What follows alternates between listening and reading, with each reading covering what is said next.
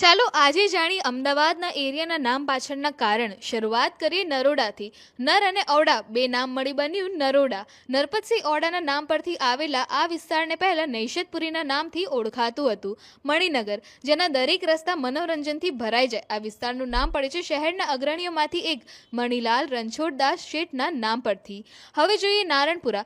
અહીંયા આવેલા ભગવાન નરનારાયણના પવિત્ર તીર્થસ્થાનને લીધે અહીંનું નામ પડ્યું નારણપુરા. નવરંગપુરા, જ્યાં છે નવરંગોની જમાવટ. નવરંગ મ્યાણે આ વિસ્તાર બનાવ્યો અને તેના અવનવા રૂપના કારણે અહીંનું નામ પડ્યું નવરંગપુરા. જો વાત કરીએ વાડજની, તો માનવામાં આવે છે કે અહીંયા પહેલાના સમયમાં ઘણા વડના વૃક્ષો હતા, જેના લીધે અહીંનું નામ વાડજ પડ્યું છે. પછી આવે છે આંબાવાડી.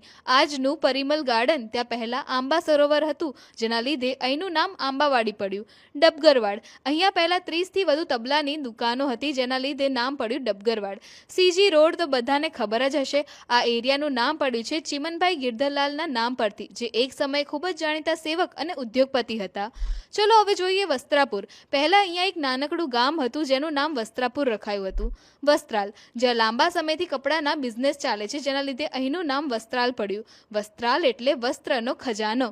વાત કરીએ માણેક ચોકની, તો ચમત્કારિક સંત માણેક બાબાના નામથી અહીંનું નામ માણેક ચોક પડ્યું. અહીંયા હાલના સમયમાં પણ સવારે બજાર અને રાત્રે ફૂડ સ્ટોલની રમઝટ જોવા મળે છે. શીલજ, પથ્થરવાળી જમીન અને મોટા પ્રમાણમાં પથ્થરના બિઝનેસ ચાલતા હોવાથી અહીંનું નામ શીલજ પડ્યું છે. થલતેજ, અમદાવાદના વેલ ડેવલપ્ડ એરિયામાંથી એક. થલ એટલે જમીનની કોઈ ખાસ જગ્યા, અને થલતેજ આજે રહેવા માટે મોસ્ટ લાઇકલી પ્લેસ બન્યું છે. ગુલબાઈ ટેકરા, પહેલાના સમયમાં અહીંની જમીનનો અમુક ભાગ ગુલાબી હોવાનું માનવામાં આવે છે, જેના લીધે અહીંનું નામ ગુલબાઈ ટેકરા પડ્યું હોઈ શકે છે. અને જો વાત કરીએ નહેરુ નગરની, તો અહીંનું નામ ભારતના પહેલા વડાપ્રધાન પંડિત જવાહરલાલ નહેરુના નામ પરથી પાડવામાં આવ્યું છે. આ છે અમદાવાદ, જેના દરેક એરિયાના નામમાં છે કોઈને કોઈ ચોક્કસ કારણ અને ડીપ થોટ.